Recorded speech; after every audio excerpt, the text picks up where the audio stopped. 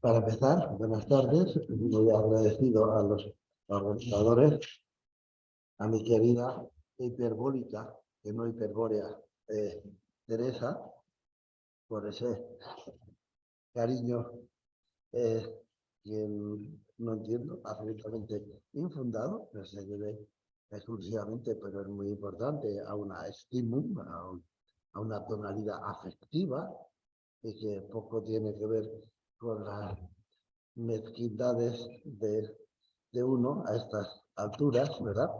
Estaba pensando en el título general y, bueno, parece que al principio no tenía mucho que ver, pero si nos damos cuenta podemos hacer una especie de traducción, si queréis, prodomo, es decir, arte, espacio y lenguaje, podríamos llamarlo técnica, revoluciones espaciales y sistemas jurídicos. Entonces, bueno, sí podríamos entrar quizá de una manera un tanto forzada, ¿verdad?, en la temática, ¿no? Bien, en primer lugar, como decíamos, trata de geopolítica y no de historia. De una manera muy de brocha gorda, es obvio que la historia tiene más que ver con el tiempo, con la flecha del tiempo, con el cumplimiento de una promesa. Curiosamente, la historia está hecha para acabar, aunque nunca acabe, pero su promesa, como decía Ortega y Gasset, la historia es una canción que se tiene que cantar entera, y si no sabemos el final, sí podemos predecirlo, ¿verdad? Quizá el ejemplo más señero sea el de Kant, con la idea de que cuando, y eso sí que sería, como decía Machado, bien sea, feliz será quien lo vea, cuando el ius gentium europeum, y ya no solamente europeum, sino ius gentium mundi, coincida con las constituciones de las distintas naciones y por lo tanto el ad intra y el ad extra se correspondan perfectamente. Eso sería la ecumene, ¿no? Y tenemos dos pasos bíblicos que refieren muy bien a lo que estaba hablando de la historia, ¿verdad? Uno del propio Jesucristo, que obviamente, con todos los respetos, pues apenas había salido del barrio, ¿no? Se refiere un poco a ese chiste tan malo del que va a pedir unas gafas al óptico y le dice que son de cerca o de lejos, y no, para aquí, para el barrio, yo no salgo mucho, ¿no? Pues Mateo 14, 24, dice Jesús, que hice a preguntar, a difundir la buena nueva por todos los rincones del mundo, por Judea, por Samaria, y había salido Samaria de Escatón, Terqués, ¿no? Y hasta los confines de la tierra, ¿no? Y dice, y entonces será el fin. Curiosamente utiliza totelos, es decir, aquí de nuevo la perfección de la cosa misma coincide con el final de los tiempos. Entonces, no hay historia sin ese gran final, sea apocalíptico o sea al contrario, como se pensaba en tiempos del Satellite, con Helderlin y demás pandilla, ¿no? Pues esa perfecta divinización del género humano, ¿no? Ese conjunto de flores, o mejor, de capullos, como decía Herder, que se ofrecen en homenaje a una divinidad que en el fondo es ella misma, o por lo menos su fenomenización, ¿verdad? Y el otro pasaje es el de Hechos de los Apóstoles, en el que habla del martirio, es decir, seréis testigos de, de la buena nueva y la llegada de la famosa segunda venida coincidirá justamente con ese final grandioso, ¿verdad? Que de al menos de alguna manera equivaldría a la venida del Mesías para el pensamiento judaico. Bueno, eso es historia. Estamos todos acostumbrados. Por el contrario, la geopolítica, en principio, parece no creer ni en principio ni en final, sino en una recurrencia constante de equilibrio y desequilibrio de poderes que tiene que ver no tanto con el tiempo, sino con el espacio, y que si uno quisiera poder separarte, pero no se preocupe que no me voy a poner, podríamos enlazarlo con la libertad trascendental kantiana, sobre todo en la tercera antítesis de la crítica de la antinomia de la razón pura. ¿Por qué? Porque sí es verdad que el espacio es extrapartes, partes extrapartes, außer sich sein, como diría también Hegel, entonces la libertad trascendental es algo que sobredetermina a la existencia, podríamos decir, fenoménica, y que la señala un principio y final, una orientación, un sentido, que la recoge teleológicamente, ¿verdad?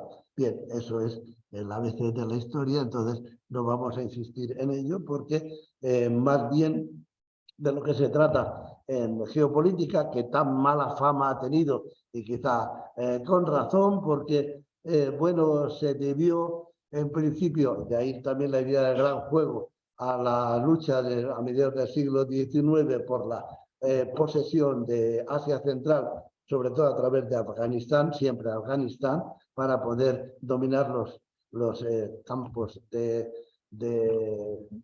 Persia, de Irán, y que después en la Primera Guerra Mundial serían fundamentales para entender justamente esa Primera Guerra, es decir, llegar a los campos petrolíferos, ¿verdad?, entre ingleses y rusos. Hay que leer siempre a Kipling, a pesar de que tenga tan mala fama y con razón, ¿verdad?, La carga del hombre blanco y demás, pero esa novela maravillosa, Kim de la India, que también ha tenido adaptaciones cinematográficas, ¿verdad?, donde se habla justamente del gran juego, ¿no? Luego Rechinsky hablará del tablero mundial, que es el juego de ajedrez, donde lo que está en juego es justamente en la posesión de los recursos, ahora en nuestro tiempo, energéticos, ¿no? Y también el control de los grandes espacios y de los sistemas civilizacionales que corresponden a esos grandes espacios y que, por tanto, de alguna manera rompen también el esquema de Westfalia y luego del Congreso de Viena, que supone la creación de los estados nacionales con fronteras cerradas, con sistemas jurídicos independientes, otra vez manes de Kant, ¿verdad?, que por el contrario se avienen muy bien a la idea de unos imperios en expansión constante y en lucha constante entre ellos, ¿verdad? Y que además tiene que ver con lo que habíamos hablado de la segunda parte, la relación entre la técnica y las revoluciones espaciales. Van unidas de tal manera que no es posible pensar en la una sin pensar en las otras, ¿no? Es decir, la primera revolución espacial, y es muy curioso que tenga siempre en torno el dichoso Ponto Euxino, el puente, como dice Herdelin en Die Wanderung, en la migración, es el puente, el ponto, el mar amigo, xenófilo, ¿verdad?, amigo del extranjero, porque allí es donde juntaron sus sangres los indos, venidos justamente del Valle del Indo, de la India, y por otra parte de Escandinavia, cuando bajaban a través del Rin y después por el Danubio, y de allí juntaron sus sangres los escandinavos y los indos, y el resultado fueron los griegos. Una hipótesis que el pobre Hertelsin no tiene la culpa de haberla, era un poco su época, pero que después los ideólogos nacionalsocialistas entrarán en ella, digamos, absolutamente a saco, ¿no?, para explicar justamente el origen de la raza superior, que sería esta doble pureza que habría quedado encarnada en el ideal de los griegos. No hay más que recordar las películas de Leni Riefenstahl, ¿verdad?, los Juegos de Olimpia y tal, el culto al cuerpo pseudo griego. Por cierto, Olimpia es un decorado cinematográfico, fueron los nazis los que la hicieron, ¿no? Es decir, un montón de ruinas, pues entonces ellos reconstruyeron como les gustaba que tendría que ser esa Olimpia más o menos soñada. Pero tampoco hay que darle tanta importancia porque también Knossos es un decorado en inglés, queda también muy bonito, pero con pinturas casi todas ellas falsas o modificadas. Así que otro ejemplo de la utilización de los espacios por parte de las potencias dominantes. Bien, digamos muy brevemente a qué revelaciones me refiero y por qué siempre tiene que ver con el Ponto Euxino, ¿verdad? Es decir, con el Mar Negro y el Mar de Azov, ¿no? La primera de ellas seguramente la más antigua, estoy hablando de una especie de geografía mítica, ¿verdad? Tiene que ver con la primera navegación desde Bolos, ¿no? Por parte del Argos, con Jasón y los argonautas, hacia la Cólquida, para recoger el vellocino de oro, ¿verdad? Y bueno, y quedarse con Medea, la bruja, la maga. Así que de nuevo aquí tenemos la racionalidad griega y la espiritualidad mística de los orientales, ¿verdad? Y que tiene que ver con la primera vez con que lo que después con Mackinder y con Haushofer se llamarán, y con Alexander Dugin, claro, se llamarán telurocracia, es decir, las potencias terrestres dejan de serlo y se lanzan a los mares, ¿verdad? Es decir, aquí mares de Síodo, para la cual el mar siempre es el lugar del mal por excelencia. Es una llanura estéril porque no da cosechas. Bueno, uno se imaginaba que una cosecha puede ser también la del pescado, ¿verdad? Es el agricultor, el labrador que tiene miedo a salir de su terruño, ¿verdad? La segunda gran revolución, la primera planetaria, de seguir a Carl Schmitt, y claro está, que seguramente tiene razón, se produjo en los siglos, obviamente, 16 y 17, con el descubrimiento de América, de un nuevo mundo, y por tanto, de un orden perfectamente delimitable y por tanto también dominable a partir de la línea famosa, la raya del Tratado de Tordesillas, y luego las distintas midlines emitidas sobre todo por los ingleses y por los holandeses para repartirse el mundo, ¿no?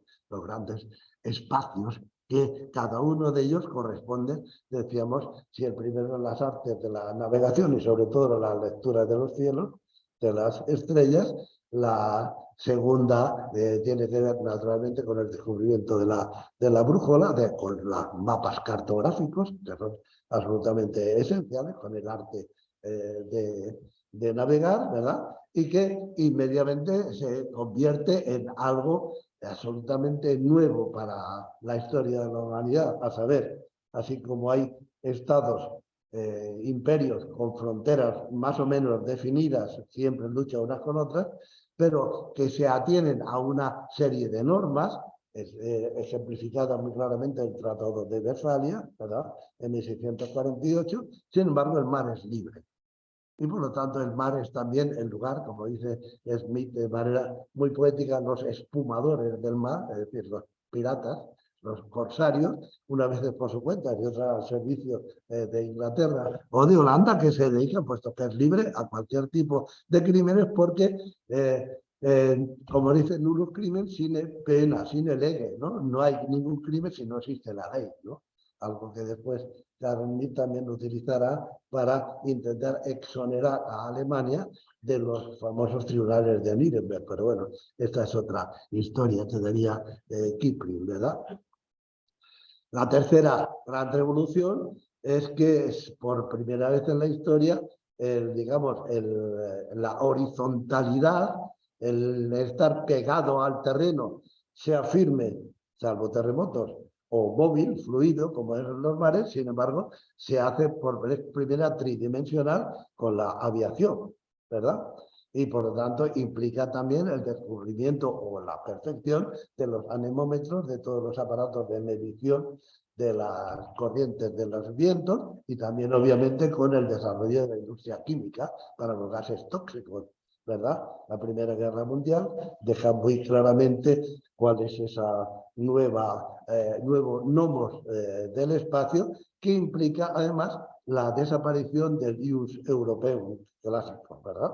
Junto con el hundimiento de los imperios decimonónicos, ¿no? Y digamos que se prolonga de alguna manera hasta la Guerra Fría, aunque la Guerra Fría ya comienza, hay un terreno un tanto difuso, porque pensemos sin ir más lejos en Turing, y en las máquinas de calcular, y mucho antes en Babbage, ¿verdad? Que es la gran revolución tecnológica que nosotros hoy día estamos viviendo, en el que el espacio se hace tetradimensional, y que tiene que ver efectivamente con la sustitución y hasta usurpación de una supuesta realidad de los grandes espacios, ahora mismo, digamos, permeada y, como decimos, incluso corroída por toda suerte de informaciones o desinformaciones que hacen que la guerra actual sea más una ciberguerra que una guerra convencional, digamos, ¿no? Hemos dejado atrás, al menos por ahora, el terror nuclear, porque tenemos otro muchísimo más perpetuo, que es el de la difusión de informaciones que hacen que la divisoria entre la verdad y la realidad y la ficción desaparezcan casi por completo, ¿no? Y entonces aquí el poder es el poder de quien manipula los espacios, los ciberespacios, ¿no? Y en eso, por ejemplo, Rusia y aquel de quien tanto se habla estos días, de Evgeny Prigozhin, pues tiene la primacía, ¿no? Ahora sabemos ya casi con certeza que Trump fue elegido presidente gracias justamente a los hackers rusos, mejor a los hackers del grupo Wagner, ¿no?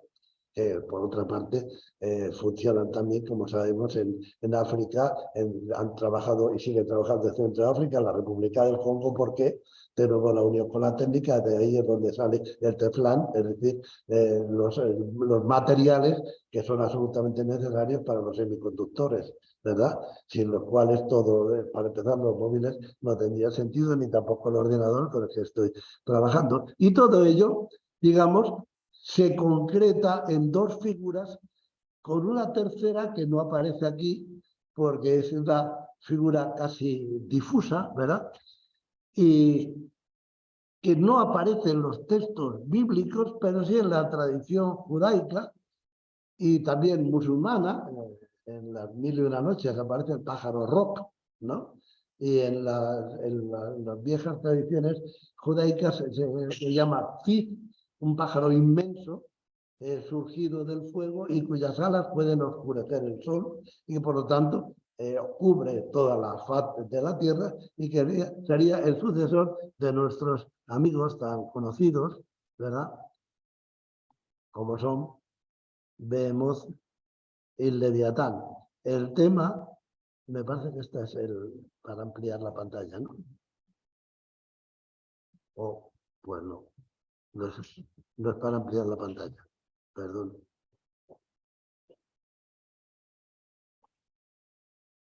Oh, podemos hacer una reunión con tú. Bueno, pero ahí había una señal para ampliar pantalla, ¿no? Sí, es que el programa que ha utilizado es uno de Notepad, el que tiene por defecto es uno de vídeo. Bueno. Entonces vamos a intentar abrirlo con este. Si no, pues yo creo que se ve, tampoco tienen tanto interés las imágenes, ¿verdad? Vamos a darle foto, usar siempre, que estaba el programa mal elegido, ¿vale? Que no es culpa suya. Ahora.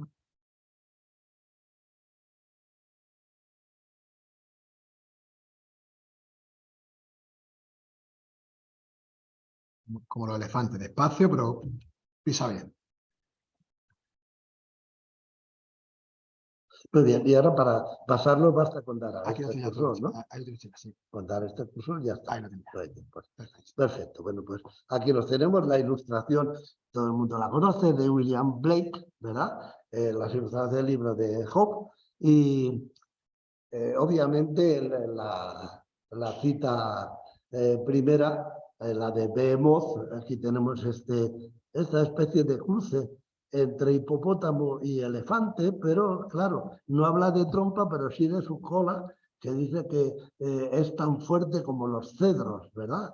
Y capaz de derribar árboles, y sin embargo, bueno, por eso es la cola que se ha imaginado Blake, ¿no? La que parece más bien un jabalí grande, un hipopótamo. El lugar es Job 40:19. Y uno llama la atención, él lo pone Blake al margen, en inglés, el Señor, que está hablando el mismo, el propio Dios, seguramente no un Dios judaico, sino un Dios semítico. O sea, el libro de Job es muy posible, casi seguro no es de los canónicos, sino bueno, aparece como tal, ¿verdad? Una cosita para los de casa, para que vean la imagen bien. ¿De acuerdo? Un segundito.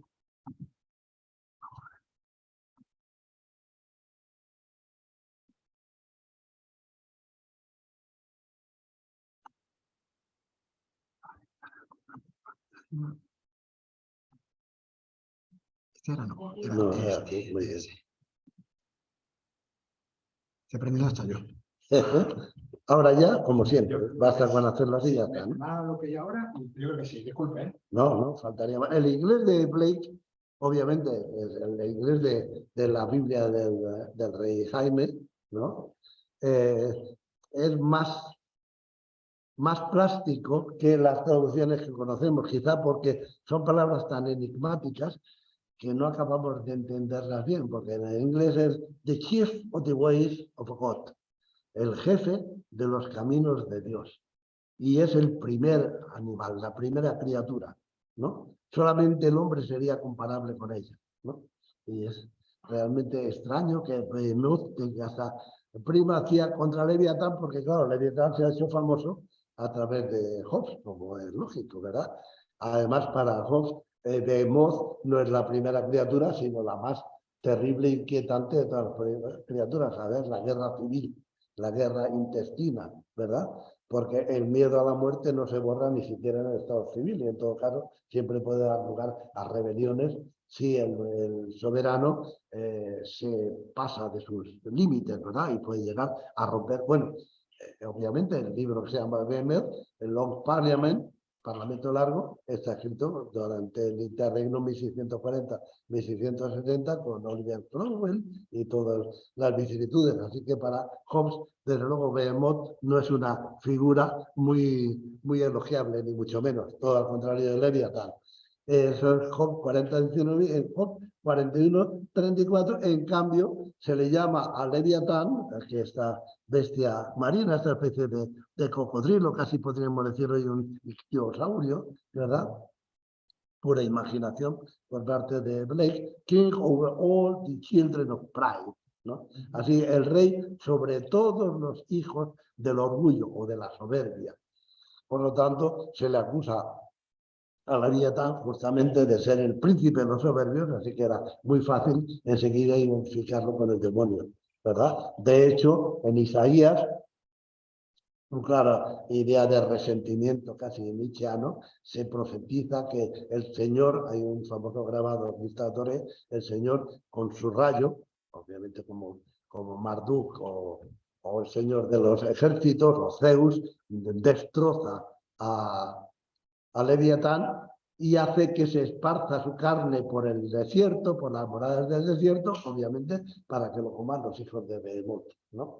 Parece que está claro que Behemoth representaría para el ámbito, decíamos, semítico, sino exactamente judaico, pues una telurocracia típica, es decir, un pueblo de pastores, ¿no? Que vive exclusivamente de la tierra y de la conducción del ganado, mientras que el Leviatán sería el terror al mar del que estábamos hablando, ¿verdad? En el libro Jerusalén, del propio William Blake, para hacer la cosa todavía más enigmática, si queréis, hay unos versos dedicados justamente pero que nos sirven bien para entrar en el tema, dedicados justamente a Behemoth y Leviatán, ¿no? Son dos o tres, digamos, los protagonistas. Uno, Albión, de Albus, blanco, que luego será identificado obviamente con Inglaterra, pero que en principio para William Blake significa el Urmensch, el hombre, el homo primitivo, el hombre, la imagen misma de Dios. Schelling también jugará con esta idea y tantos otros, ¿verdad? Y este Albión, cuando desciende al mundo material, se rompen los cuatro zoas, ¿verdad? Las cuatro potencias de la psique humana, y los guardianes de la tumba de Albión, y por lo tanto los custodios de las zoas, son por una parte, la imaginación creadora, ¿verdad?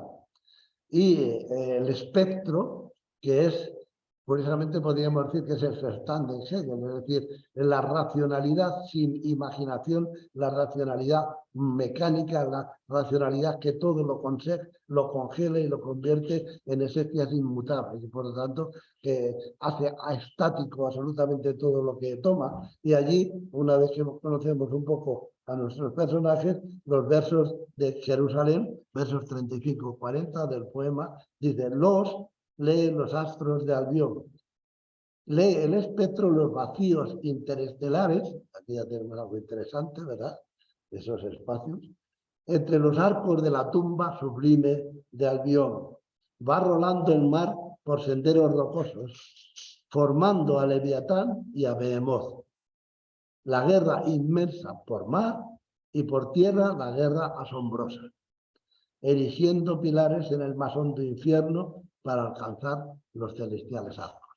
Así que del hondón de la tierra, del infierno, surge, gracias a la colaboración, son las bodas del cielo y el infierno también, ¿verdad? A la colaboración de los y del espectro, surge la tensión del alma humana por reconquistar a ese hombre desgregado del inicio. A nosotros nos interesa esta identificación clara vemos como una telurocracia, es decir, como una potencia terrestre, ¿verdad?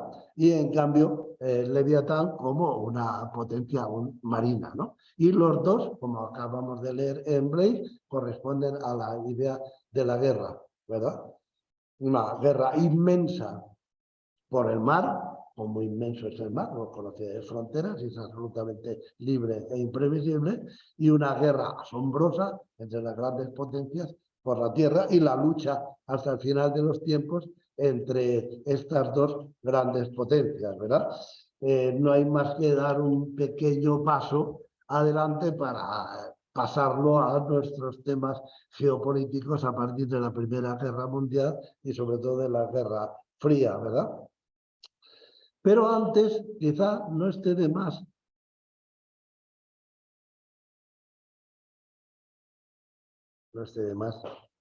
estar aquí y luego aquí. Mucho me temo que hay problemas. Lo siento, pero no funciona.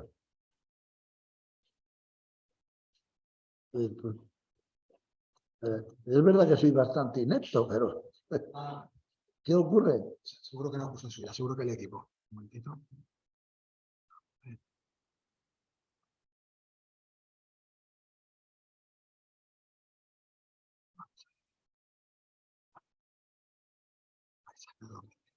El ejemplo perfecto de la talasocracia, ¿verdad? Europa prima pars terrae, prima, en el sentido axiológico, faltaría más, ¿verdad? Informa vírgenes, la forma de una virgen, no tanto la Virgen María, es virgen porque ella ocupa todo el mundo civilizado. Estamos en la revolución espacial planetaria, descubrimiento de América, pero también de África por parte de los portugueses con la división del mundo en Tordesillas, y también la fecha 1588. Eso nos permite explicar por qué la señora esta de aquí tiene una corona en la cabeza que pone Hispania, y es porque en 1588 España y Portugal son una y la misma cosa. En 1640 se disgregarán de nuevo, pero ahora mismo la cabeza, la caput mundi, la tiene España. ¿Por qué? Porque lo tienen los Habsburgo, y esto curiosamente es de un libro muy interesante que se llama Itinerarium Sacrae Scripturae, es decir,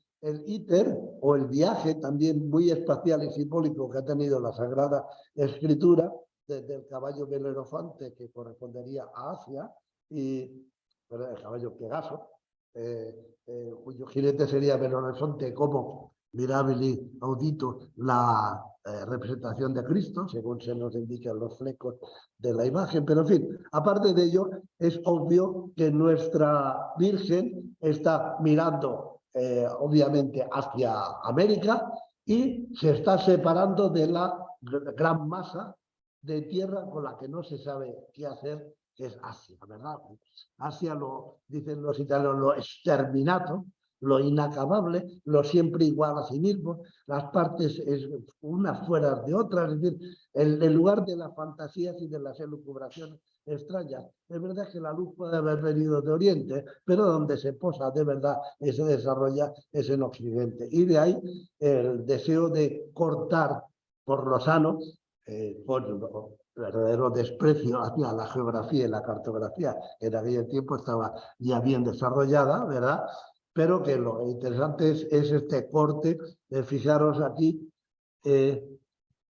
Moscovia,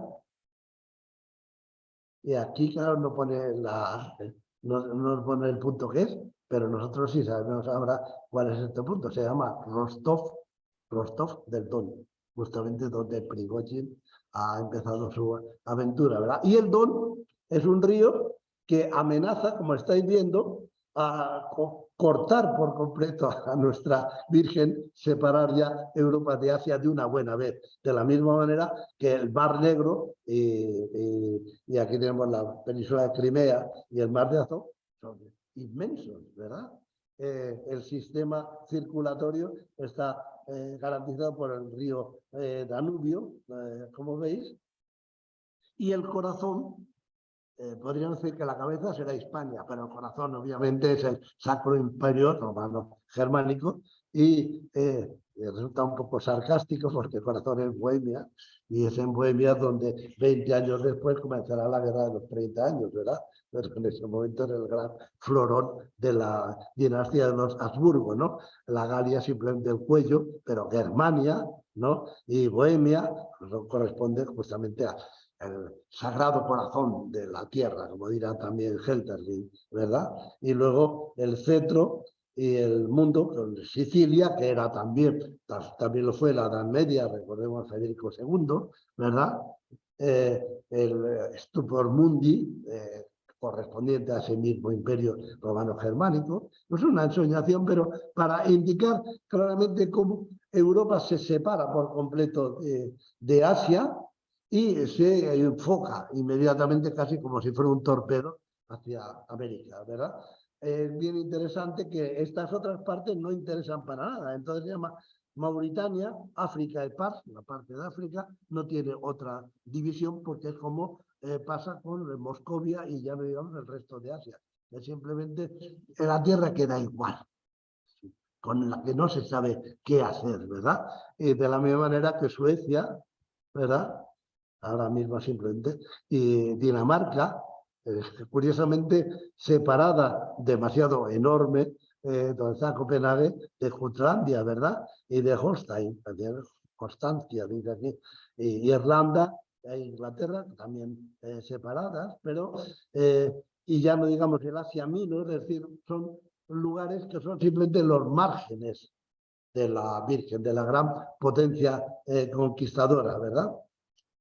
Entonces, esta primera parte corresponde, como decimos, y no en vano, está aquí señalado con el barco, ¿verdad?, a el dominio de Europa como la gran potencia talasocrática.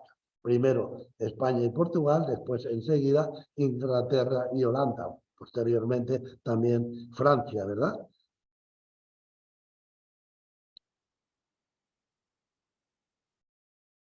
Ahí me temo que vamos a tener problemas siempre, lo siento, pero ahora ya no sé dónde da.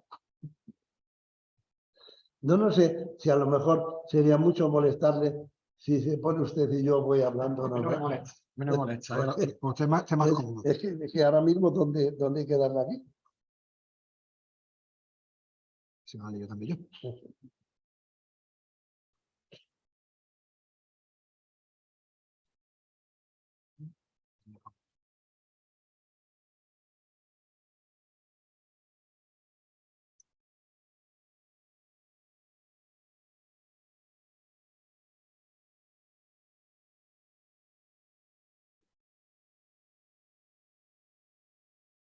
Yo en casa lo veía todo muy bonito, ¿eh?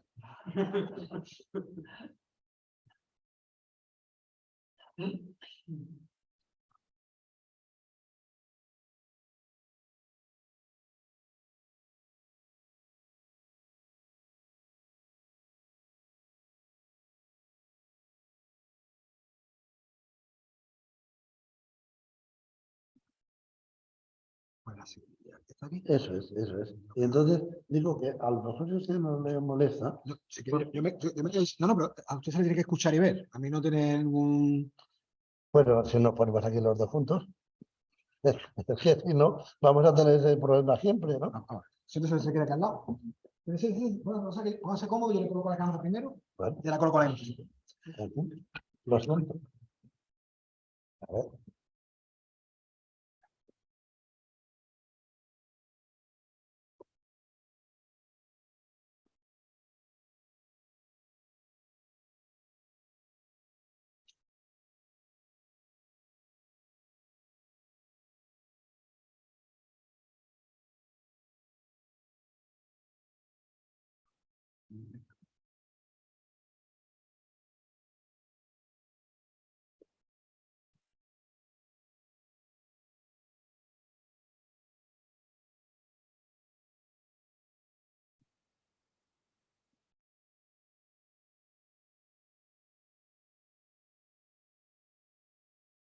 Ahora sí, ¿no? Ahora sí. Bueno, Así no la molesto. no se vaya. No, no, no, me quedo aquí. Yo encantado. Bueno, el gran Hegel siempre tiene razón y por lo tanto con una mera frase no estamos en casa, ¿verdad? Está en la filosofía del derecho, pero también en la filosofía de la historia. Así como la tierra, el suelo firme, es la condición para el principio de la vida familiar y por lo tanto para el lugar, digamos, en el que el amor, la visceralidad se convierte inmediatamente en posesión de la tierra, como decía siempre de manera inolvidable Ángel Gabilondo, matrimonio, se le quita la inicial y ya está, es patrimonio. ¿Para qué se ha invitado en matrimonio? Pues hombre, para que haya patrimonio, para que haya primero posesión de la tierra, sujeción de la mujer, no vaya a ser que nos dé bastardos y por lo tanto no está asegurada justamente la sucesión patrimonial, y eso es justamente la vida familiar que da origen a un sistema jurídico de sujeción de la mujer por una parte y de reparto de las tierras por otra. El reparto total de las tierras corresponderá a lo que a partir de Westfalia se llamará el Estado Nacional, ¿verdad? Y que quedará ratificado en el Congreso de Viena. Y sin embargo, dice Hegel, siempre clarividente, así el mar es la condición para la industria, el elemento vivificante, dice Hegel, que la impulsa hacia el exterior. Y eso, digamos, es lo que da sentido a la Europa a partir del siglo XVII, ¿verdad? Está constantemente fuera de sí. Podemos decir que la definición que da Hegel de libertad es simplemente una transliteración de este principio geoestratégico o geopolítico, a ser cabe sí mismo en lo otro de sí. Y que es interesante porque les dice bei sich sein, es decir, ser cabe, o más bien ser dentro, estar en casa dentro del otro de sí. Y por lo tanto, la conquista del otro para que yo en eso otro me sienta a mí mismo, como tal, como el Señor, ¿verdad? Por eso utiliza Hegel una palabra muy bonita, que es antasten, que significa manosear y también violentar.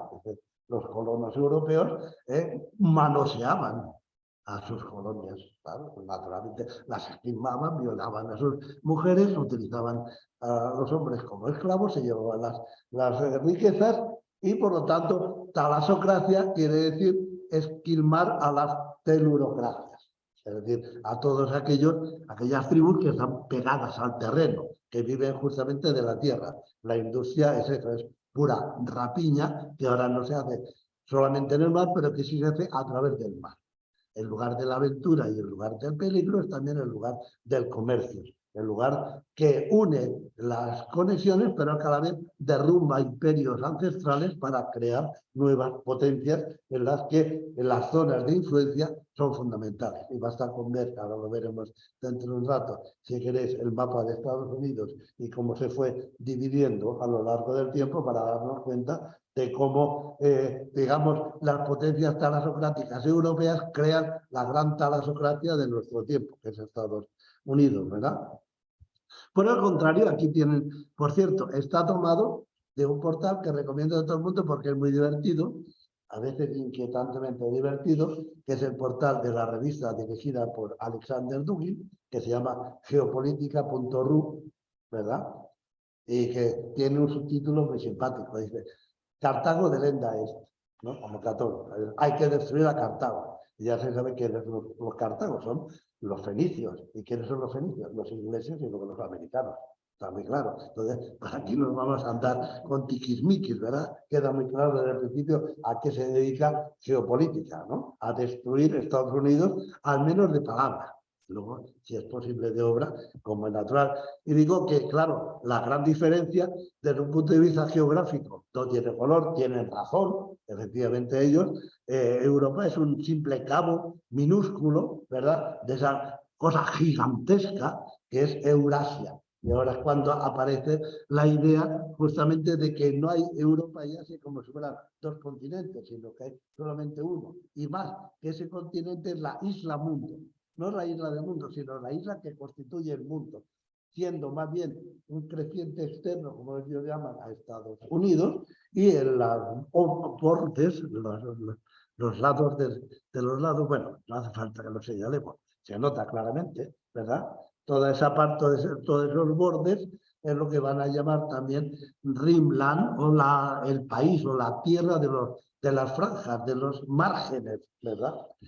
Y es una muy famosa distinción que se debe justamente a un inglés por un lado y a un norteamericano por otro, con lo cual nos damos cuenta de que Eurasia no es solamente un invento ruso, diríamos, sino que Estados Unidos enseguida y antes de Inglaterra se dieron cuenta de que efectivamente eso era el gran juego, ¿no?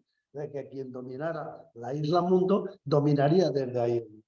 Uno de ellos, muy famoso, sobre todo en nuestros días, Halford Mackinder, ¿no? Del servicio británico del Foreign Office, ¿verdad? Que a mediados del siglo XIX divide efectivamente esa isla mundo en Heartland, es decir, muy poéticamente la tierra del corazón, y ahora está bonito que el corazón se ha desplazado. En Europa el corazón era el Sacro Imperio Romano Germánico, ahora el corazón es la Rusia europea hasta los Urales, ¿verdad? El lugar en el que Asia y Europa se dividen y a la vez se unen, ¿verdad? En esa costura donde, digamos, lo que queda ya preterido para siempre, aunque con revueltas, y lo estamos viendo ahora, es el Rus de Kiev, y en el siglo XVIII la unión de Lituania, Polonia y Ucrania, ¿verdad? Toda esa franja que está en disputa, que son las repúblicas bálticas, ahora, ¿verdad?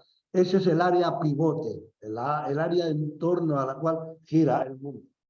Y de ahí esa famosísima frase de 1919, ese apotegma de Mackinder: quien gobierne en Europa del Este dominará el Heartland. Quien gobierne el Heartland dominará la isla mundo. Quien gobierne la isla mundo controlará el mundo. Pero los Estados Unidos dicen, y tienen razón, no es verdad, se ha equivocado. No se trata de controlar los estadios inmensos, exterminantes, el estilo italiano, que no se sabe muy bien qué hacer con ellos. Lo que hay que hacer es cercarlos y controlarlos, ¿no? Y aquí tenemos a Nicholas John Speakman, ya no en vano correspondiente a la tercera revolución espacial, en plena Guerra Fría, 1947, ¿verdad? Cuando ya las ensoñaciones de unos aliados, Stalin por una parte y Roosevelt por otra, o Truman, son ya agua pasada, y ya estamos jugando a otro juego, que señala Speakman que no, que es el Rimland, toda esta parte gigantesca que ocupa toda la Europa occidental y pasa después por Arabia y los grandes países del Irán, Irak. La guerra Irán-Irak es uno de esos juegos, ¿verdad? Para desgastar justamente a las grandes potencias indias, y que llega por el flanco, a bordear toda China y por tanto acercar de alguna manera a Rusia, ¿verdad? Ese es el punto fundamental que el Foreign Office británico empezó a entender, pero que es justamente Norteamérica la que llevará a cabo y sigue llevando. Es decir, controlar solamente a Rusia en los márgenes, de manera que quede ahogada, por así decir. Es decir, que se ahogue en su propio jugo, que no pueda seguir expandiéndose, ¿verdad? Que la idea del imperio ruso es una expansión infinita. Algunos ejemplo puedo poner ahora. Pero antes digamos lo que dice en un libro que tiene un título muy simpático, pero realmente hasta gracioso, La geografía de la paz. Bueno, en fin, sarcástico, ¿no? Dice Spigman, solo hay oportunidad, parece que estamos leyendo a Cállicles, ¿verdad? O así, ¿no? Y a Trasímaco, volvemos a los tiempos de Platón, ¿no? Solo hay oportunidad para practicar una política exterior positiva cuando se dispone de una fuerza para utilizarla libremente. Sean cuales fueron la teoría y el sistema doctrinal, la aspiración práctica es mejorar constantemente la relativa situación de poder del propio Estado. Se codicia aquella forma de equilibrio que, neutralizando a los demás estados, deja a nuestro libertad para ser la fuerza y la voz que decida. Eso se llama hegemón, el poder hegemónico, que es lo que ahora está justamente en juego. ¿Y por qué? Podemos pasar entonces, aquí los tenemos claramente ejemplificados, ¿veis? El Headland y la teoría de Spigman, fantástica, ¿no? Si luego vemos la distribución de las fuerzas militares, las distintas bases de Estados Unidos en el mundo, veremos que es simplemente una exposición de la teoría de Spigman, una realización de la teoría de Spigman. Y lo mismo que los rusos señalan como Headland, ellos van a decir Spigman, y con él naturalmente los cipayos, porque es una cosa muy curiosa, que a partir de la Segunda Guerra Mundial, la Guerra Fría, todos sean cipayos, son los nuevos polivios, ¿verdad? Si tenéis en cuenta, Brzezinski es polaco, Kissinger es alemán y judío, Neil Ferguson es irlandés. Entonces podemos decir, ¿dónde están los americanos? Pues seguramente haciendo negocios, pero los ideólogos son justamente los que, atraídos por el gran atractor que es Estados Unidos, ¿verdad? Entonces, si pasamos ahora al siguiente plano, vemos aquí, bueno, ya lo indicó de alguna manera siempre Hegel, ¿qué le vamos a hacer? Pero además proféticamente, porque dice, hombre, si se corta por la mitad eso que es tan pequeñito ahí, pues ya tenemos una isla, ¿verdad? Y efectivamente, el canal de Panamá fue la realización del sueño de Hegel, que decía, América, como sabemos, es el país del futuro y además dominará al resto de América. ¿Por qué? Porque según vamos avanzando, América se hace como un pimiento, podríamos decir, ¿no? Casi parece el Papa de Tres Cantos, ¿no? Es una cosa así redonda y maciza. Y en cambio Estados Unidos es la nueva Europa. Está, como veis, con grandes salientes, cabos, golfos, el Golfo de Hudson, inmenso, toda la parte oeste y este de Norteamérica, es toda ella una isla flotante que obviamente está encargada de evitar que la isla mundo de Eurasia tome la primacía. Entonces ya tenemos los dos ejemplos. Y los ditirambos son evidentes, ¿verdad? Dice Spigman, Estados Unidos ocupa una porción única en el mundo. Su territorio pertenece a la mitad norte del globo. Otra cosa interesante, que parece que estamos leyendo al Dante, ¿no? El hemisferio norte es el hemisferio continental por excelencia. Tiene que dominar al hemisferio sur. De manera que ya no solamente este-oeste, sino norte-sur, en que se está jugando aquí potencial de fuerzas, ¿verdad?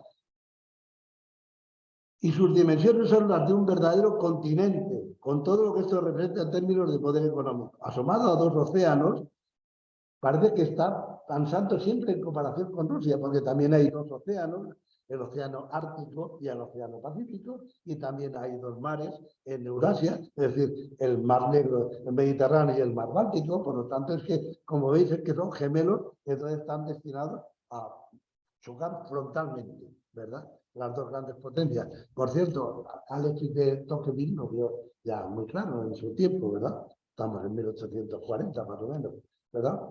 Estados Unidos tiene acceso directo a las arterias comerciales más importantes del mundo. Esta es la palabra. Y ahora cuando se descongela el Ártico, veremos de nuevo la gran confrontación entre Rusia y Estados Unidos, pero ahora por justamente los grandes yacimientos petrolíferos en Alaska, por una parte, y en Siberia, por otro, con Yalma, por ejemplo. Nunca se arrepentirán tanto los rusos de haber vendido por 4 reales Alaska, porque pertenecía a Rusia, ¿verdad? Pero no sabían qué hacer con ello. Es una cosa verdaderamente curiosa. Entonces, bueno, la vendieron. Hay una película bonita sobre eso, la habréis visto en Mundo de sus manos, donde se cuenta precisamente esa venta de Alaska a los Estados Unidos. E incluso se hizo un poco cínicamente que fue claramente un engaño, ¿no? Financiero por parte de Estados Unidos, ¿no? Así que su dominio está enclavado entre las dos aglomeraciones de población densa de la Europa Occidental y del Asia Oriental. Así pues, domina los dos extremos. Hoy nosotros diríamos la OTAN y el ASEAN, ¿verdad? Japón por una parte y la Europa Occidental por otra. Se trata, como siempre decimos, de ahogar a Rusia, a Heartland, ¿no? Y sigue diciendo, y por lo tanto se encuentra entre las zonas de mayor importancia económica, política y militar. Son los tres grandes temas donde ellos, los Estados Unidos, se dejan de ideologías místicas, de una geografía espiritual. Está muy claro que se trata de liberalismo económico, ¿no? Su base ideal la presenta perfectamente Brzezinski, este cipayo polaco, decíamos, en el gran tablero del mundo. Por cierto, el gran tablero del mundo es de 1998. Las fundaciones geopolíticas de Dugin es de 1997. Así que está claro que los dos presentaban, señores, estas son nuestras credenciales, vamos a jugar, ¿no? Y ahora vamos a ver si el juego se realiza. Dice Brzezinski, la importancia que tiene para los Estados Unidos la democracia se combina con la que se otorga el desarrollo económico en un mensaje sencillo que a muchos les resulta atractivo, a saber, que la búsqueda del éxito individual realza la libertad al tiempo que genera una nueva versión, digamos, para el gran público del calvinismo plutocrático, ¿verdad? La predestinación. La mezcla resultante de idealismo y egoísmo es una combinación potente. La autorrealización individual se considera un derecho de origen divino. Lo que era el derecho de los reyes ahora es cualquier individuo, ¿verdad? Ahora es la meritocracia del libertarianismo anarcocapitalista, ¿no? Cualquiera puede, como recordar el manantial de Ayn Rand, ¿no? Cualquiera puede acceder al cargo que sea, porque el individuo, él mismo, tiene una conexión directa con Dios. Sola escritura, sola fide. Estamos en aguas protestantes, obviamente, ¿verdad? No hay por qué pasar por ninguna jerarquía que no sea esa conexión directa. Sabemos que efectivamente es una trampa, pero funciona enormemente bien porque genera orgullo y codicia siempre garantizada por la adquisición de riquezas, ¿verdad?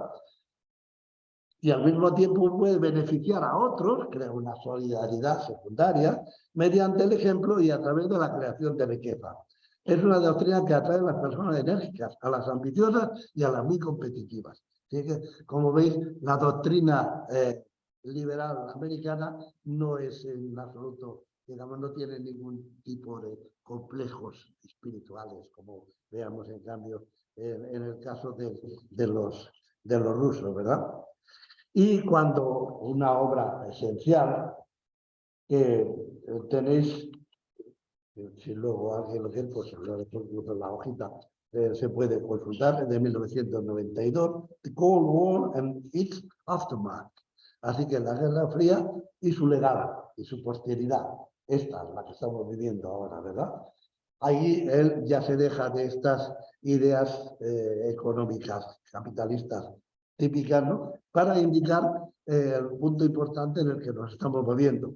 Clausewitz definió la guerra como continuación de la política por otros medios.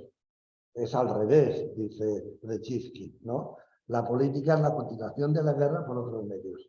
Además, en inglés hay una distinción que en español no se puede hacer apenas, por más diccionario que veamos, que es war, que es esta guerra determinada, fáctica, y warfare, de donde, por cierto, fahren, en alemán, que significa viajar, moverse constantemente, estado dinámico de guerra. Bien, no es Carl Schmitt, el famoso nazi, quien dice eso, ¿no? Lo dice uno de los más grandes consejeros de todos los presidentes, porque ha estado con todos, para así decir, ¿verdad? Desde Reagan, Carter, Johnson, Kennedy, en fin, como Brzezinski. Un estado de guerra, warfare, gestionado por otros medios no letales, ¿no? Sin embargo, situación bélica sí que la hubo en la Guerra Fría, se refiere, pensaba en 1992, un año después del hundimiento de Rusia, ¿verdad? De la URSS, ¿no? Y lo que estaba en juego era monumental. Geopolíticamente, el conflicto se debió en primera instancia al deseo de controlar la masa continental de Eurasia. Así pues, él utiliza claramente la misma nomenclatura que los rusos, ¿verdad? Y eventualmente también dar la preponderancia a nivel global. Ese es el punto, ¿verdad? Tras ese hundimiento de la Unión Soviética dice una serie de cosas interesantes. Señores, Gran Bretaña y Japón han dejado de tener ya importancia, son simplemente apéndices de las fuerzas militares y políticas de Estados Unidos, ¿verdad? En Europa hay que cuidar mucho los flancos de Francia y a Alemania. Y por otra parte, hay que establecer bases militares en los extremos, fundamentalmente en España. Recomienda la utilización de las bases militares, que nosotros conocemos, está alentada por Brzezinski. Y acaba diciendo, Rusia debe asociarse para empezar económicamente con Estados Unidos y la función crucial de Ucrania y de Azerbaiyán es permitir que Rusia nunca pueda expandirse más allá de los intereses estadounidenses. Así que aquí estamos hablando de 1992, un año después, ¿no?, de la caída de la URSS, ¿no? Puesto ahora mismo, un mes después de la invasión de Ucrania, Biden viaja a Europa y le dicen a los líderes europeos, 23 de marzo de 2022, va a haber un nuevo orden mundial. Por cierto, China luego hablará hoy mismo con la entrada de Prigozhin y dice, se está abriendo una nueva era. Así que bueno, de nuevo la balanza siempre, como estamos viendo, aunque ahora el puesto lo va a ocupar China, ¿verdad? Va a haber un nuevo orden mundial y tenemos que poder liderarlo.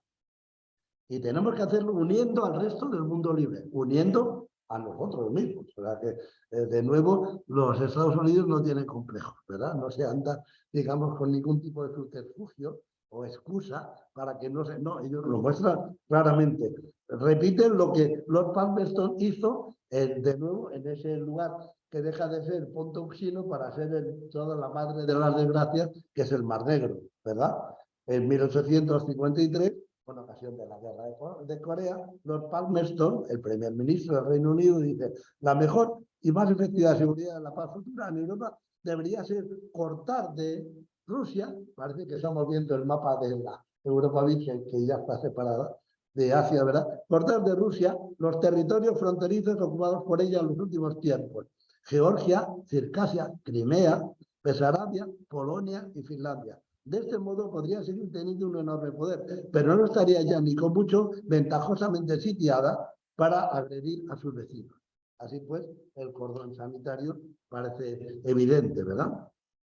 Bien, si ahora en cambio nos volvemos al lado místico, al de la Eurasia rusa, podemos poner la imagen. Se me olvida una cosa interesante para ver el tipo de colonialismo que propugna Estados Unidos. Una cosa buena sabemos todos que tienen los Estados Unidos, y es que su prensa, sarcásticamente, irónicamente, es capaz de, porque saben que no va a pasar nada, pero bueno, lo intentan, ¿no?, criticarse ellos a ellos mismos, cosa que en Rusia sería impensable. Entonces, aquí tenemos al tío Sam diciendo lo que en esta pizarra se dice que, bueno, que Inglaterra se ha desviado del mundo, pero siempre intentaba buscar excusas, pero que en cambio Estados Unidos simplemente tiene que dominar el mundo y ya está. Y que les haremos, quieran o no, lo quieran o no ellos, someterse al poder estadounidense, ¿no?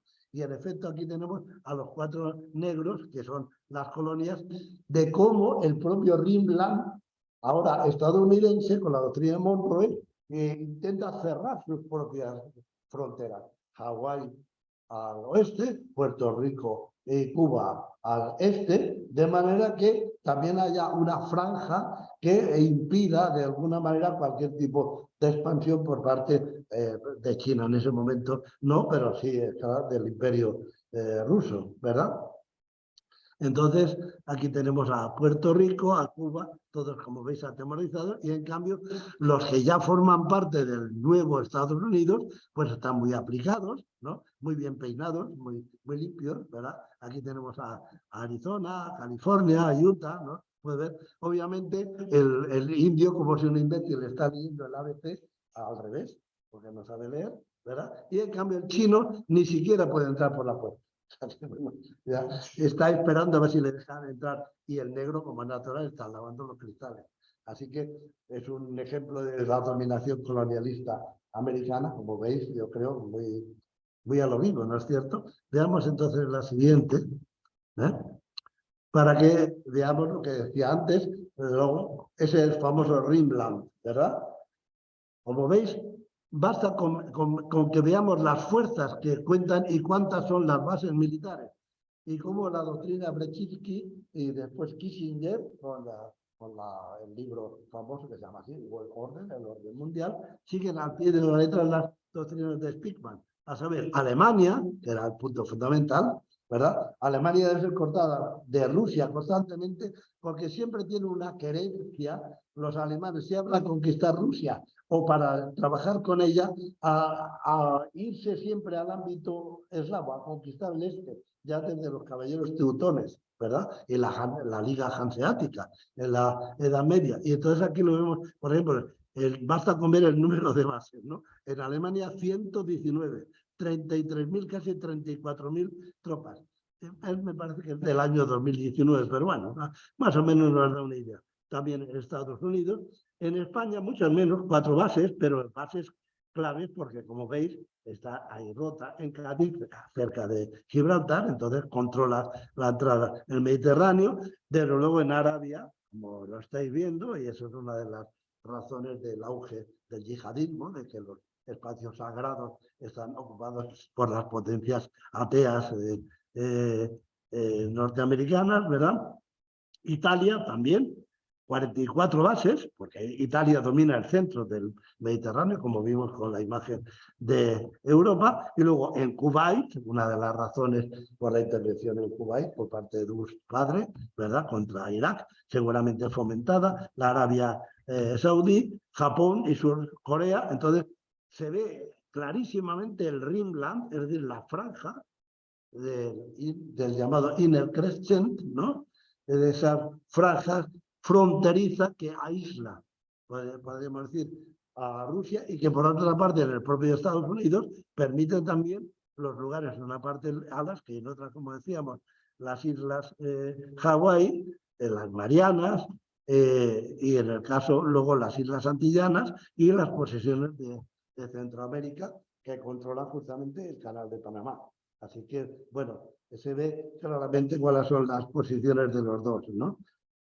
Y bien, frente a eso, ¿cómo reacciona Rusia?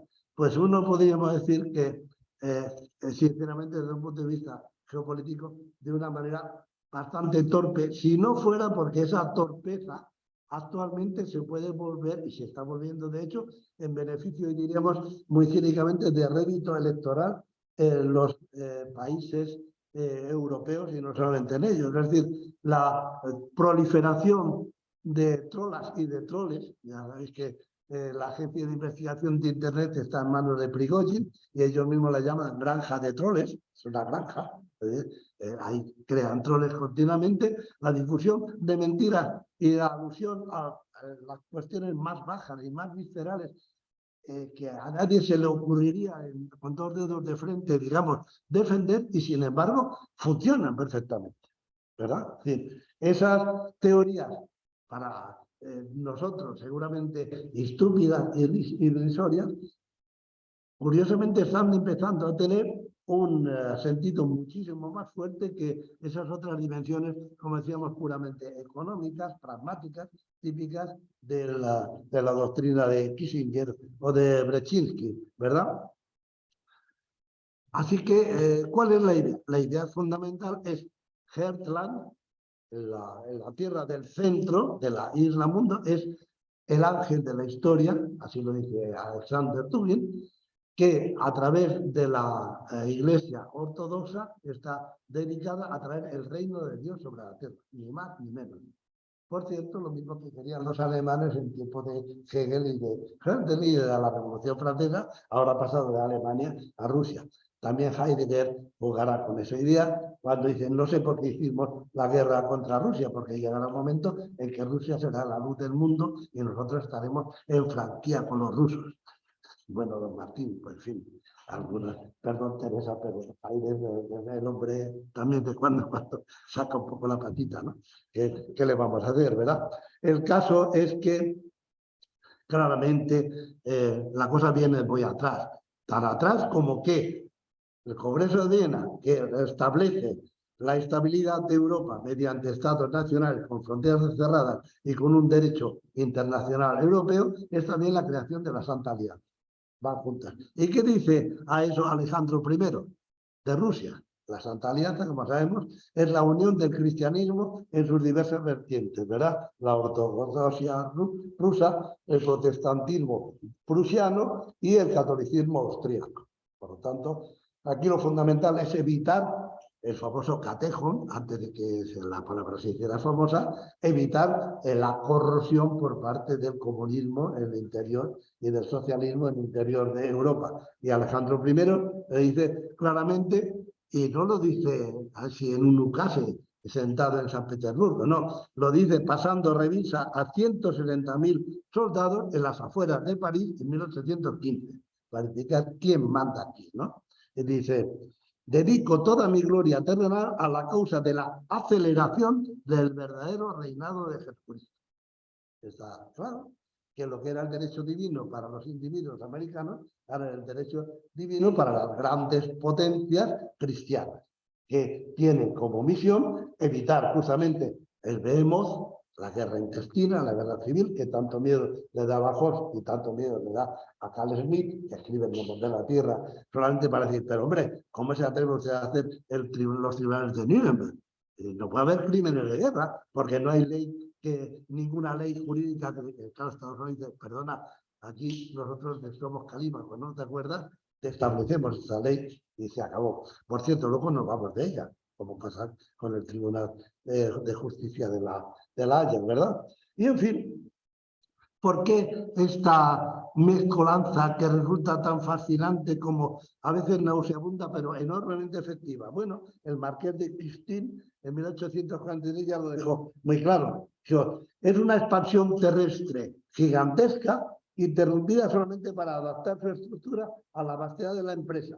Y esa empresa consiste en un monstruoso compuesto de refinamiento bizantino, y la cosa no es baladí, porque si Bizancio es la segunda Roma, la tercera Roma ha de ser para siempre, y ellos lo repiten hoy en día también, ha de ser Rusia, ¿verdad? El neoimperio, neozarista, si queremos llamarlo así. Así que refinamiento bizantino y ferocidad propia de las hordas esteparias. Y es verdad que si leemos a Gumilev, a Panarin, al propio Dugin, desde luego, el elogio del imperio mongol y de Gengis Khan, podemos decir, Putin y Gengis Khan, oye, amigos para siempre, ¿no? Son una y la misma cosa. Los mongoles son los verdaderos amores de la tierra, ¿no? Bueno, es una ensoñación, pero parece que funciona, hemos dicho, cuando se une con teorías conspiranoicas propias de la extrema derecha que circulan a través de las redes sociales, pero luego por el mundo, en América también. El otro día, voy a también recordamos que Nina Kovalchova, la traductora del libro de Dugin sobre Heidegger, es la mujer de Richard Spencer, a saber, el fundador y líder del supremacismo blanco, de la alt-right, la derecha alternativa. Así que está claro que la infección se está realizando en los dos continentes, ¿verdad? Y por eso es por lo que es esta ambigüedad la que hace que este corazón pueda servir a la vez como idea de una tierra en la cual el mundo mismo se reconoce porque es el lugar en donde nació la historia. Bueno, la vieja idea del difusionismo a principios del siglo XIX. Joseph Goebbels y otros románticos iban a Rusia justamente para descubrir incluso arqueológicamente dónde estaba el centro del mundo. Bueno, todavía los nazis con la idea del Himalaya, recordar el Tíbet, ¿no? Que obviamente fue conquistado por Rusia y ahora es uno de las grandes heridas que siente Rusia precisamente porque lo ha arrebatado China. De esa lucha entre las dos potencias telurocráticas, ¿verdad? que obviamente ahora aparentemente se sienten bien unidas, pero que están deseando que el Behemoth caiga en pedazos por los moradores del desierto para dar de comer justamente a la nueva potencia, a la potencia del pájaro Sif, ¿verdad? Entonces, ya voy terminando porque no quiero aburrir aquí a nuestros amigos, ¿verdad? La siguiente imagen, aquí lo tenéis, la formación de la URSS, ¿no?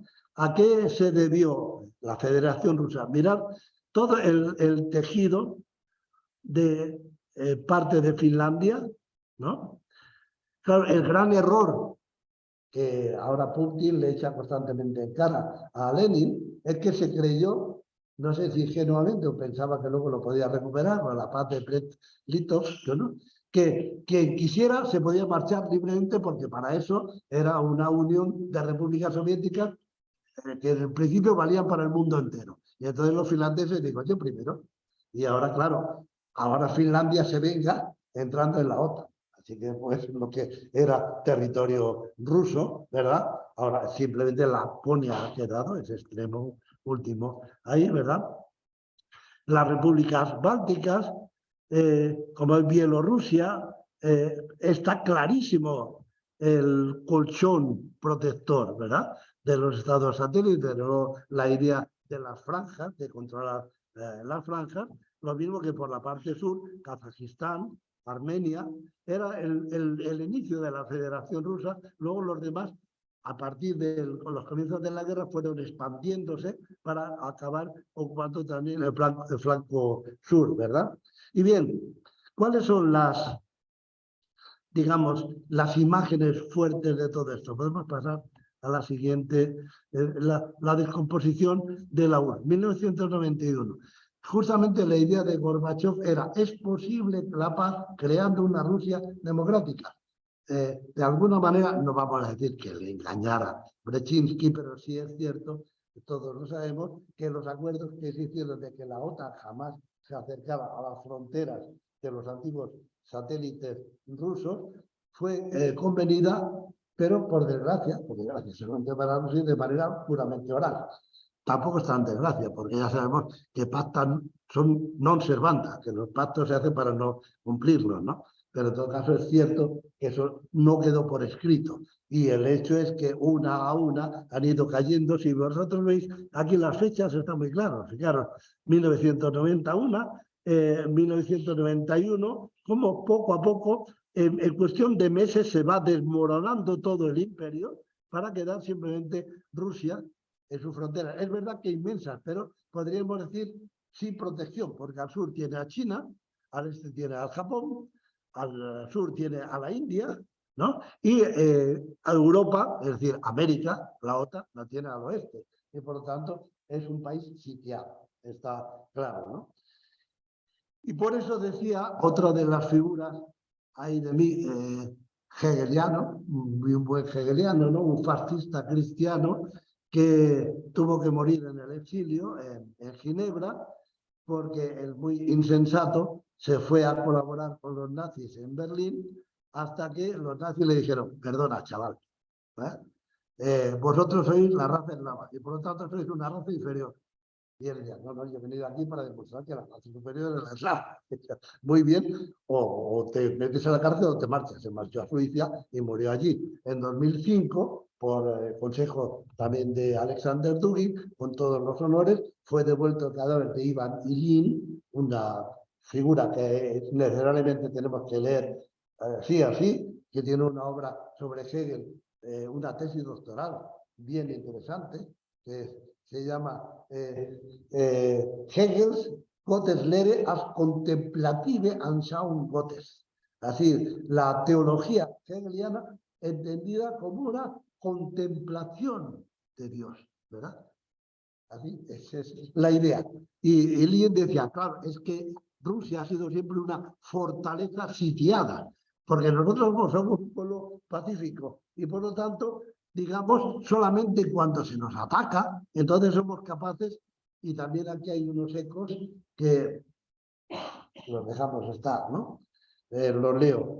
La llamada repetida una otra vez a situarse en el umbral de la vida y la muerte a confesar mediante el combate los valores nacionales e implicarse en él lealmente y sin problema, todo ello se torna en ocasión de meditación constante. Recordar el himno de la Legión, ahora que estamos en Ronda, ¿verdad? Pues el novio de la muerte. La facultad de abandonar la vida terrenal de manera digna y sencilla, valerosa y alegremente entregada al sacrificio, así como enfrentarse a la vida del más allá, se convierte, por así decir, en el señal natural y nacional de identidad. Me parece que tenemos una imagen un poquito más para allá, aunque nos saltemos. Sigue. Ahí está. Es un recorte de prensa de la Europa Press. Señores, ya tenemos la nueva cruzada. Aquellos soldados rusos que mueren en combate se han sacrificado por Dios y por la patria. Y por lo tanto, sus pecados quedan perdonados a eterno. Es decir, van directamente al cielo. Han hecho lo que... Obviamente el grupo Wagner se aprovecha y dice que caramba, entonces vamos a matar todo lo que podamos, ¿no? Es justamente lo que señala el patriarca ortodoxo y por lo tanto la unión soñada de Rusia y del reino de Dios sobre la tierra es ese sueño que tenía Dostoyevsky, que luego siguió Soloviev, y tengo aquí algunas palabras al respecto bien interesantes, ¿verdad? Dejo por razones de tiempo, como decíamos, pues gente como Projanov o Panarin o el propio Dugin, ¿verdad? Pero, sin embargo, un punto sí dejo claro. Recordemos lo que decía Brechinsky, con dominar Ucrania y dominar Azerbaiyán, es decir, el sur y el oeste es absolutamente esencial para los fines de Estados Unidos. Pues bien, Dugin dice, el renacimiento ruso puede ser parado solamente por Kiev. La batalla para la integración del espacio postsoviético es una batalla para lograr Kiev. Que lo tenemos antes de la invasión, antes incluso de 2014, ¿verdad? Luego naturalmente se anima y dice, por cierto, también los países bálticos y naturalmente Manchuria, el Tíbet, todas las cosas que nos ha robado China con la guerra sino-soviética, ¿verdad? De los años 60 y 70, ¿verdad? Entonces, decíamos, Dostoyevsky señala, el pueblo ruso es el que tiene ese anhelo incesante, inherente de siempre, de una gran iglesia universal sobre la tierra. Esa es la misión, el ángel de la historia del que habla Dugin. Y Vladimir Soloviev, en un libro, en verdad, Soloviev era amigo íntimo de Dostoyevsky, Rusia y la iglesia universal, dice que, evidentemente, contra Estados Unidos e Inglaterra, una sociedad fijada solo en un cuerpo puramente político degenera necesariamente en un estado despótico, cualesquiera que sean sus formas de gobierno. Está claro, es decir, la política que nos va unida a la religión acaba en despotismo. En cambio, el autoritarismo de origen divino corresponde efectivamente a ese afán civilizatorio, este nuevo mesianismo que se arroga ahora la nueva Rusia. Seguramente no ha leído las 48 leyes sobre el poder de Robert Greene, ¿no? Una de las cuales es, déjate de palabras y actúa. No digas muchas cosas, sino actúa de verdad. Porque si no, si ganas, generar resentimiento. Si pierdes, quedarás en ridículo. Es algo que puede estar ocurriendo ahora. Y bien, un prólogo al respecto de, bueno, lo diré ya, la fecha, 1946, ¿no? El autor del prólogo, el padre Osvaldo Lira, que de origen chileno, cuando ve que España por fin ha logrado ganar, en 1940 se traslada a España hasta el año 52, que es expulsado de España. ¿Por qué es expulsado de España? Porque en el 53 entra Eisenhower. Por lo tanto, este señor está de más. ¿Y qué es lo que dice nuestro padre? Lo que dice es que Rusia y España son los dos pilares, Oriente y Occidente, que han de dominar la Tierra, se unen justamente en esta misión espiritual. Pero claro, estamos en 1946. Y entonces, ¿qué es lo que dice? Dice, el relajamiento progresivo, a ver si nos suena, de toda fuerza moral en los individuos, revelado en el número siempre creciente de locuras, crímenes y suicidios, ¿Qué habría pensado ahora Soloviev al contemplar los horrores en que, presa de incontenible angustia, se devaste la humanidad entera y el odio verdaderamente diabólico en su abyección, sobre el cual, como sobre cimiento seguro, piensan los actuales insensatos dirigentes de la política internacional edificar el orden futuro del género humano? Está pensando en Yalta, claro, ¿no? Es decir, el nuevo orden mundial, ¿no? Y como os digo, vino a España justamente para fortalecer, él sí era un poco insensato, por lo menos ingenuo, la falange española frente a los poderes tradicionalistas o militaristas del ejército español. El resultado que fue expulsado de España. Que, hombre, no te has enterado muy bien de lo que estamos jugando aquí, ¿verdad? Pero sí que es verdad que tiene sus continuadores y aquí sí que lo podemos poner después de la... Antes de eso, porque antes de eso, la anterior, eso es. Pues también merece la pena leerlo, porque esto no es de 1946, sino de 2018, ¿no? En la geopolítica rusa, aquí la tenéis, ¿verdad? Los dos imperios, los rusos al este y los españoles al oeste, como las dos potencias que habrán de dominar el mundo, convirtiendo el reino de Dios sobre la tierra. ¿Y qué es lo que dice? Pues que un absolutamente olvidado hoy día pensador o ensayista alemán, Werner Schubert, ¿no? Que escribió Rusia y el alma de Oriente, por cierto, ahora reeditada porque fue también traducida en 1942, de fecha en España, por parte del canónigo de la Catedral de Palma de Mallorca, y ahora reeditada en la editorial Fides, de Tarragona y Torredembarra, es decir, la editorial del neofascismo español. Y entonces este Schubert que decía, España solamente, y el tipo de hombre que el español encarnaba, se salvaba del diagnóstico negativo que recaía sobre el europeo occidental. Schubert todavía veía en la primera parte del siglo XX al español como una esencia fijada en su edad dorada. ¿Os dais cuenta de la nostalgia reaccionaria, esa fijación de la esencia de la que hablamos antes del Fertán, que todo lo cosifica, ¿verdad? Como si fuera ladrillo. En la Edad Dorada, los siglos XVI y XVII, siglos de místicos y de guerreros. Mitad monje, mitad soldado, ¿verdad? Lo estamos viendo. Y ahora, como os digo, ha sido gracias a Carlos Javier Blanco Martín, que es el editor y el traductor también de Schubert, ¿verdad? La idea. Pero ahora en 2018, ¿quién tiene la culpa? Franco. El pueblo español, con hambre atrasada, acoge de forma masiva y entusiasma esa Unión Europea que al tiempo le lamina. Bendice ese recetario de la ONU, UNESCO, que le idiotiza. Adora esos reajustes del FMI que le esclavizan. Llevamos ya unas cuantas décadas desde el franquismo tardío y todo el régimen 78ista siendo un pueblo mayoritariamente ovejuno, que ha encontrado la solución a su vacío en las fórmulas globalistas, pero pro-inmigracionistas, europeístas, americanizantes y maurófilas.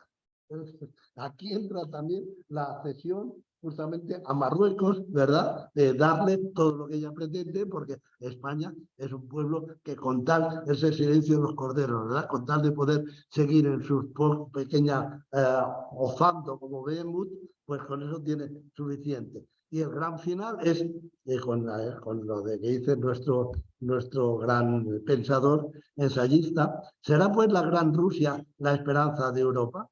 Un gran Estado, un poder de dimensiones verdaderamente imperiales, reserva energética y territorial inmensa, contingente poblacional nada despreciable. Claro que es despreciable, no llega a 200 millones, ¿verdad? Y sin embargo, desde Kiev hasta Vladivostok hay, creo, 6.975 kilómetros. O sea que, bueno, podemos para 200 millones, ¿verdad? Que van desde lo energético, gas natural, hasta lo espacial, astronáutico y geopolítico, control de la islamización y freno de las pretensiones sionistas y yanquis. Son muchas, abundantísimas las razones para defender un cierto euroasianismo y apostar por la multipolaridad. Un largo rosario de pensadores, a destacar sobre todo los miembros de la llamada nueva derecha. Se ven claramente las conexiones. Por cierto, tú vienes a estado varias veces en España, en los años 90, ¿verdad? Y es amigo personal, claro, del señor Abascal, ¿no?